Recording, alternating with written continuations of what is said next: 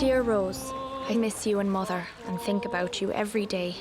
The most important news is that I have a job and I'm in a boarding house. I was glad to see you finally got some letters from home today. Congratulations on this movie, Brooklyn. Thank you. What did you learn about this movie kind of going back in time with immigrants of that era? I guess how brave and courageous these people were when they were sent over to this city that they knew nothing about, you know, because I think from 50 years ago and even further back, the media wouldn't have informed them as much, or they wouldn't have had as much access to America in general, you know. They were going to this completely foreign place that they knew nothing about, and New York is such a huge metropolis that it's overwhelming. And I think just the respect that I have for all of my ancestors who went over, and just all of my people who went to, and not only just the Irish, but like so many different cultures. Would you dance for me?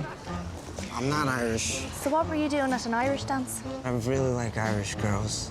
I think a lot of people can relate to it, especially because there's a lot of immigrants in North America, and either you're a child of an immigrant or you've experienced it yourself. What do you think you want audiences to walk away from this story?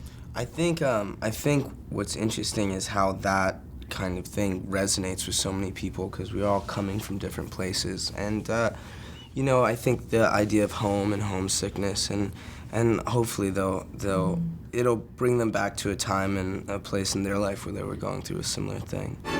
Ireland must seem very backward to you now. Is that Jim Farrell I saw? He's a catch for someone.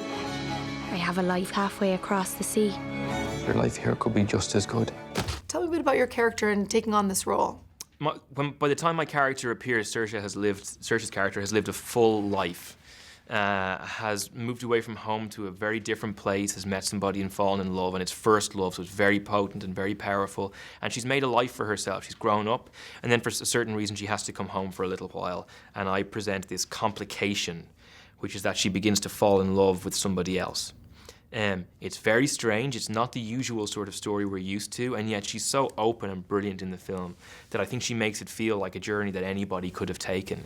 If you go back, I have nobody. I want you to stay here with me.